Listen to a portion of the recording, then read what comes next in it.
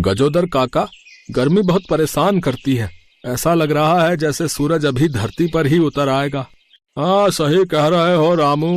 भगवान करे कि सूरज के सामने बादल आ जाए और दिन से अचानक रात हो जाए, कितना अच्छा लगेगा ना। अधत, पागल हो गए हो क्या मोहन? देखते ही देखते शाम से बिल्कुल रात हो गई। दोपहर के समय ऐसा लग रहा था जैसे रात के 12 बजे हो। पूरा गांव घबरा गया।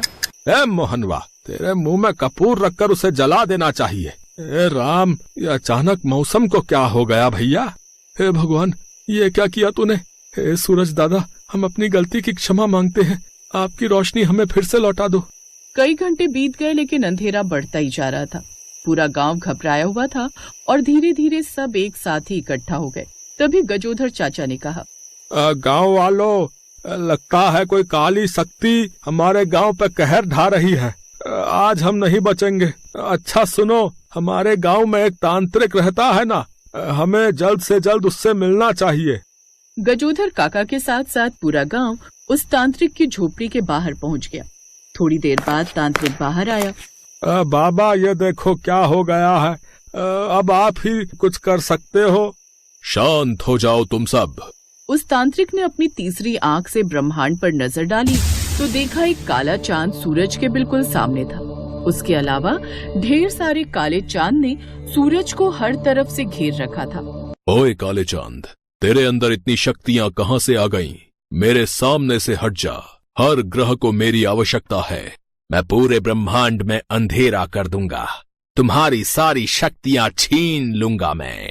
काले चांद ने अपनी शक्तियों से सूरज के चारों तरफ ढेर सारे काले चांद लगा दिए थे। तुम सब मेरा ही प्रतिरूप हो। इस सूरज को चारों तरफ से घेरे रखना ताकि इसकी जरा सी भी रोशनी किसी भी ग्रह पर ना पड़े। पता नहीं हमारे ब्रह्मांड में ये काला चांद कहां से आ गया और वो गोरा चांद कहां चला गया जो हर रात धरती को रोशनी देता था। वो तो मेरे भाई के नाम पर कलंक था। इतने सालों से अकेले ही पूरे ब्रह्मांड पर राज कर रहा था, इसलिए मैंने उसे धरती पर ही कहीं कैद कर दिया है। इतने में तांत्रिक ने अपनी आंखें खोल ली। गांव वालों, ब्रह्मांड में एक जादुई काला चांद कहीं से आ गया है। उसने अपने जैसे ढेरों काले चांद बना लिए हैं और उन सब ने सूरज को चारों तरफ से घेर रखा है। काला चांद भी होता है क्या? इस दुनिया में कुछ भी हो सकता है। और हाँ, सफेद चांद हमारी धरती पर ही कहीं मौजूद है। हमें उसे ढूंढना होगा। चलो, तुम सब सूरज को घेर कर रखना। धरती पर एक मेरा नया दुश्मन पैदा हो गया है। मैं उसे निपटा कर आता हूँ। उसने आसमान से देखा कि पूरा गांव मिलकर गोरे चांद को ढूंढने में लगा हुआ था। अगर मैंने इन लोगों को नहीं रोका तो ये लोग गोरे चांद को ढूंढ लेंगे और फिर मेरा अस्तित्व खत्म हो जाएगा। ये इंसान पैसों के बहुत लालची होते हैं। मैं पैसों की बारिश कर देता हूँ जिससे सब आपस में लड़ भिड़ के ही खत्म हो जाएंगे। जादुई काले चांद ने जादू से आसमान से पैसों की बारिश करना शुरू कर दिया। सारे गांव वाले ये देखकर हैरान हो गए। गांव वालों, आसमान की तरफ देखो भैया, पैसों की बारिश हो रही है। अरे आज तो चमत्कार पे चमत्कार हो रहे हैं। अरे भैया जल्दी जल्दी लूटो पैसे, हम सबकी गरीबी दूर होने वाली है भैया। सभी लोग पैसे लूटने में लग गए। सब एक दूसरे को मारने लगे। ये देखकर काला चांद जोर जोर से हंसने लगा।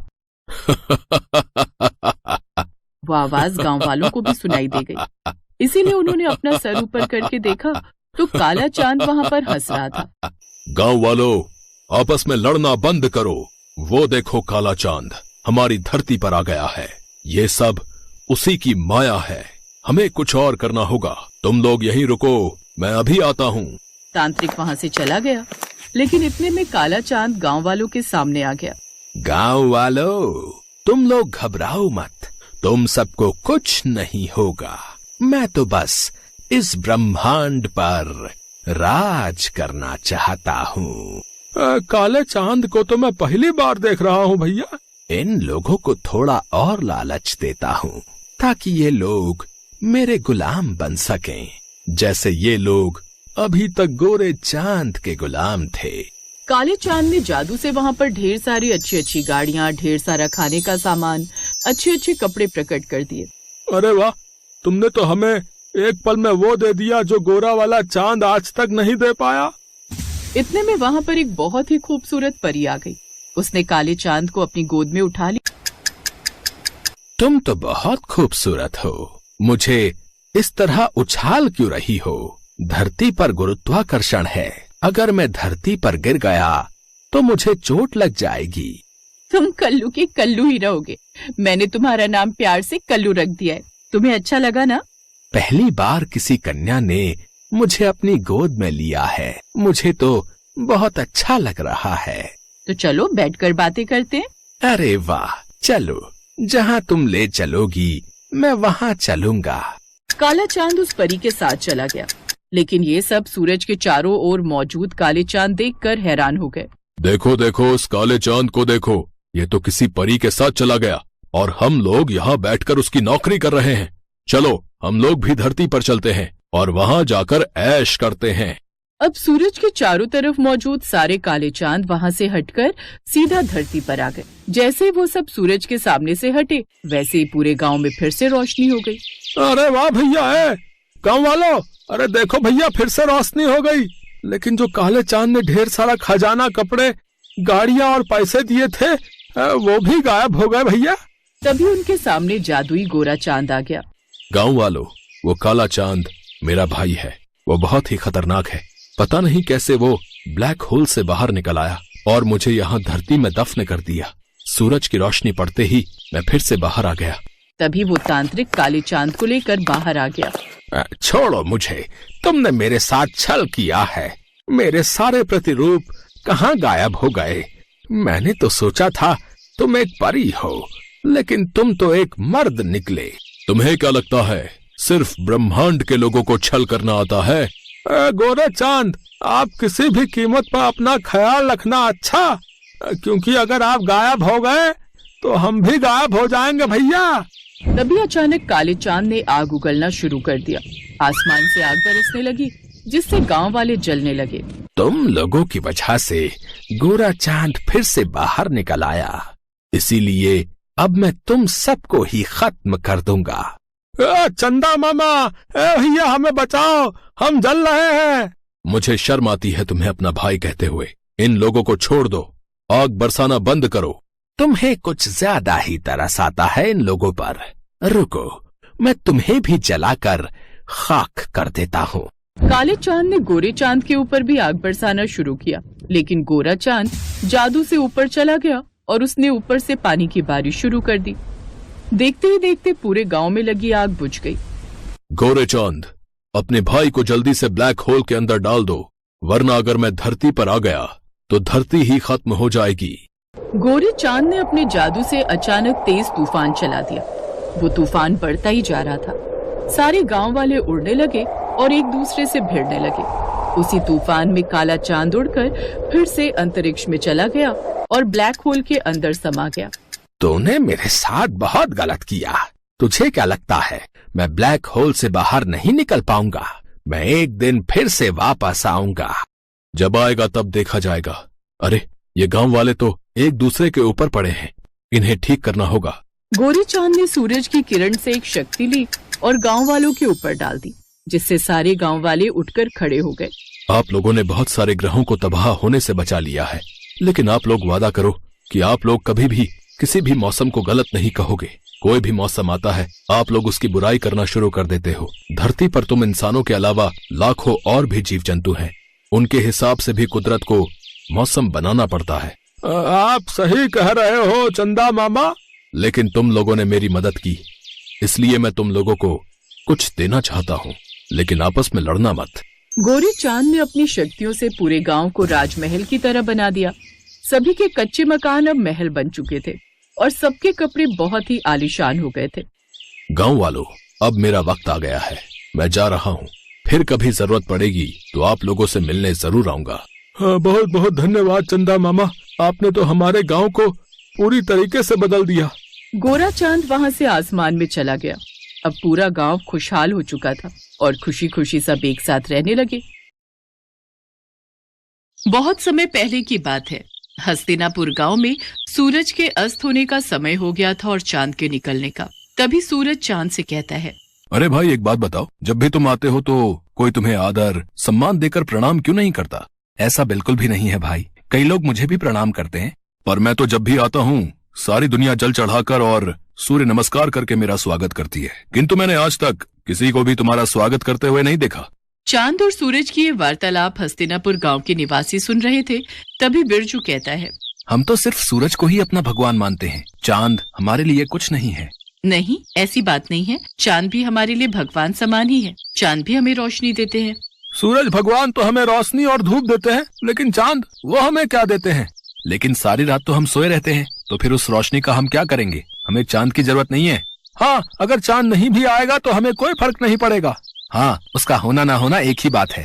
तुम ये क्यों भूल रहे हो? करवा चौथ वाले दिन इन्हीं की पूजा करने के बाद तुम्हारे लिए रखा गया व्रत पूरा होता है। लेकिन शुरुआत तो सूरज भगवान की पूजा से ही होती है। गांव वालों की बातें चांद और सूरज बड़े ध्यान से सुन रहे थे। उनकी बातें सुनकर सूरज तो खुश हो गया, लेकिन चांद थोड़ा उदास हो गया। फिर सूरज चांद से कहने लगा, देखा, हस्तिनापुर के लोग भी मुझे ही अपना भगवान मानते हैं और उनकी नजर में तुम्हारी कोई अहमियत नहीं है। परंतु मैं भी तो इन्हें रोशनी देता हूँ, और अगर मैं ना रहूं तो मेरे बिना इनकी जिंदगी भी अस्त व्यस्त हो जाएगी। ये तुम्हारी गलतफहमी है। इन लोगों को तुम्हारी बिल्कुल भी जरूरत नहीं है। अगर मेरी जरूरत किसी को भी नहीं है तो ठीक है, आज के बाद मैं आऊंगा ही नहीं। इसके बाद चांद वहां से चला जाता है और उसके जाते ही सारे गांव में अंधेरा छा जाता है। वैसे तो आसमान में कुछ सितारे होते हैं, लेकिन उनकी रोशनी ना के बराबर होती है। लेकिन अंधेरा इतना ज्यादा होता है कि किसी को भी कुछ दिखाई नहीं देता। हस्तिनापुर गांव में बुआई का समय शुरू हो गया था, इसीलिए किसानों को सुबह जल्दी उठकर खेतों में जाना होता है। लेकिन चांद के ना होने से बाहर घनघोर अंधेरा होता है। अरे उमा, जल्दी से उठ जाओ, आज खेत की बुआई करने जाना है। जल्दी से उठ जाओ, वरना देर हो गई तो बाहर धूप बहुत तेज हो जाएगी, फिर खेतों में काम करना मुश्किल हो जाएगा। हाँ, बुआई के लिए तो जाना है, पर अभी बाहर बहुत अंधेरा है। आप भी सो जाओ जी, और मुझे भी सोने दो। मुझे लगता है बाहर सुबह होने वाली है, अब हमें चलना चाहिए। वो तो आप सही कह रहे हो जी, पर बाहर इतना अंधेरा है कि हम जाएंगे कैसे? ठीक है, फिर बाद में ही चलते हैं। इसके बाद दोनों सुबह का इंतजार करने लगे। फिर जब सुबह हुई तो दोनों खेतों के लिए निकल पड़े। लेकिन थोड़ी ही देर में सूरज सर पर आ गया और खेत में काम करना मुश्किल हो गया। बहुत गर्मी हो रही है जी, चलो घर चलते हैं, कल सुबह जल्दी आकर काम कर लेंगे। हाँ, तुम सही कह रही हो, इस भयानक गर्मी में तो हालत खराब हो गई। अगले दिन जब दोबारा काम के लिए उठते हैं तो बाहर बहुत अंधेरा होता है, और बाद में जब काम पर जाते हैं तब तक तेज धूप हो जाती है। इस समस्या से परेशान होकर पवन सूरज भगवान से कहता है, हे सूर्यदेव, अगर आप रात को भी उपस्थित रहें तो हमें कभी भी चांद की जरूरत नहीं पड़ेगी और हम केवल आपकी ही पूजा करेंगे। अरे जल्दी से खाना बना दो, मुझे बहुत तेज भूख लगी है, नींद आ रही है, सोना भी है। लेकिन अभी तो दिन हो रहा है जी, क्या अभी से खाना बना दूं? हाँ, मुझे लगता है आज शाम नहीं होगी। तुम जल्दी से खाना बना दो, मुझे बहुत भूख लगी है। अच्छा ठीक है, बना देती हूँ। फिर दोनों खाना खा लेते हैं, लेकिन तब भी रात नहीं होती और दोनों सोने के लिए चले जाते हैं। बहुत गर्मी हो रही है, बिल्कुल भी नींद नहीं आ रही। ऐसा करता हूँ, जाकर नहा लेता हूँ। इसके बाद पवन नहाने चला जाता है। नहाने के बाद भी बहुत गर्मी हो रही है। तभी बाहर शोर होता है। पवन और उमा बाहर निकलकर देखते हैं तो बिरजू का बेटा बिट्टू बेहोश पड़ा हुआ था। क्या हो गया मेरे बच्चे? कोई जल्दी से पानी लाओ। फिर उमा जल्दी से पानी लाकर बिट्टू के मुंह पर छिड़काव करती है। कुछ ही देर में बिट्टू होश में आ जाता है। लगता है दिन रात धूप लगने की वजह से ये बेहोश हो गया था। इसके बाद सभी सोने के लिए चले जाते हैं, लेकिन गर्मी की वजह से किसी को भी नींद नहीं आ रही थी। सारी रात लोगों की ऐसे ही कट जाया करती। इतनी गर्मी में तो हम लोग मर ही जाएंगे। काश सूरज ढल जाता तो इतनी गर्मी नहीं होती और हम लोग चैन से सो पाते। चुप रहो तुम, थोड़ी सी गर्मी सहन नहीं कर सकती? ऐसे ही एक हफ्ता बीत जाता है, लेकिन हस्तिनापुर के लोग बिल्कुल भी चैन से नहीं सो पाते और देखते ही देखते कई लोगों की तबीयत बिगड़ने लगती है। ये सब तुम्हारे कारण ही हो रहा है। ना तो तुम चांद का अपमान करते और ना तो वो यहाँ से जाते। इसके बाद पवन बाहर जाकर सूर्यदेव से प्रार्थना करता है, हे सूर्य देवता, अब से आप केवल दिन में ही रहिए। हम आपकी गर्मी सहन नहीं कर पा रहे हैं। रात को हमें चांद की ही जरूरत है। इसके बाद पवन और सभी गांव वाले चंद्रदेव को पुकारने लगते हैं। हे चंद्रदेव, हमें माफ कर दीजिए। हमें आपकी भी उतनी ही जरूरत है जितनी सूरज की। हाँ चंद्रदेव, जहाँ दिन सूरज के बिना अधूरा है, वहीं रात आपके बिना अधूरी है। अब से हम आपकी भी उसी तरह पूजा करेंगे जिस तरह सूर्यदेव की करते हैं। ठीक है, मैं रात में तुम लोगों को रोशनी देने के लिए फिर से उपस्थित रहूंगा। मुझे माफ कर दो मेरे भाई, अब मुझे समझ आ गया है कि जितनी जरूरत इस दुनिया को मेरी है उतनी ही तुम्हारी। सूरज ढल गया और अंधेरा होने लगा। तब चांद ने अपनी रोशनी चारों ओर बिखेर दी। इसके बाद सभी गांव वालों ने सर झुकाकर चांद का स्वागत किया और सभी गांव वाले पूरे 1 हफ्ते बाद चैन की नींद सोए। हेलो दोस्तों, कैसे हैं आप सब? हमारी कहानियां देखने के लिए हमारे चैनल को सब्सक्राइब कीजिए और हाँ, बेल आइकॉन पर क्लिक करना मत भूलिएगा।